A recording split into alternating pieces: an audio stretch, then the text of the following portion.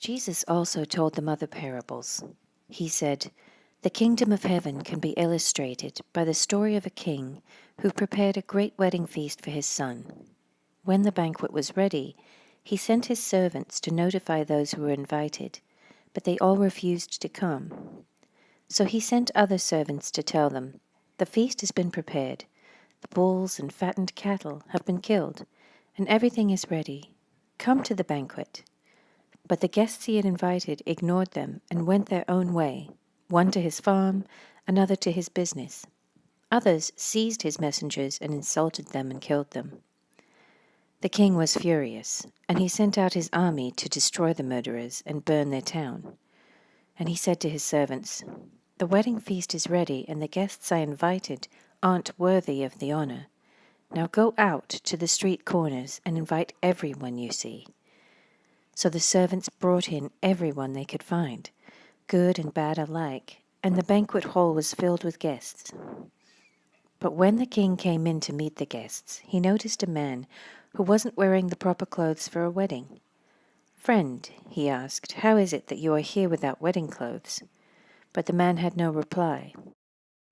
Then the king said to his aides, 'Bind his hands and feet and throw him into the outer darkness, where there will be weeping and gnashing of teeth.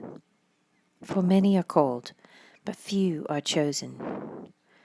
Then the Pharisees met together to plot how to trap Jesus into saying something for which he could be arrested.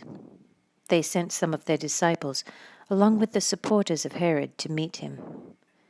'Teacher,' they said, 'we know how honest you are. You teach the way of God truthfully. You are impartial and don't play favorites. Now tell us what you think about this. Is it right to pay taxes to Caesar or not?' But Jesus knew their evil motives. 'You hypocrites,' he said, 'why are you trying to trap me? Here, show me the coin used for the tax.' When they handed him a Roman coin, he asked, 'Whose picture and title are stamped on it?' 'Caesar's,' they replied.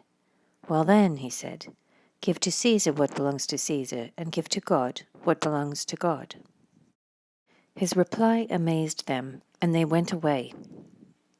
That same day, Jesus was approached by some Sadducees, religious leaders who say that there is no resurrection from the dead.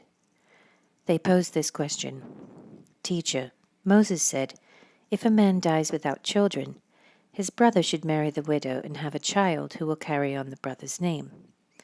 Well, suppose there were 7 brothers.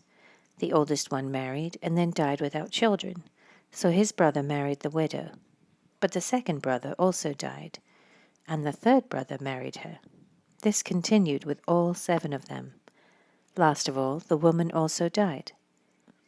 So tell us, whose wife will she be in the resurrection? For all 7 were married to her.'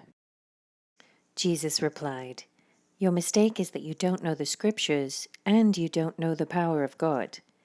For when the dead rise, they will neither marry nor be given in marriage.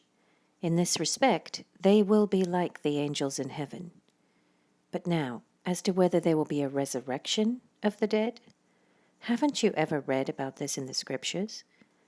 Long after Abraham, Isaac, and Jacob had died, God said, 'I am the God of Abraham, the God of Isaac, and the God of Jacob.' So he is the God of the living, not the dead."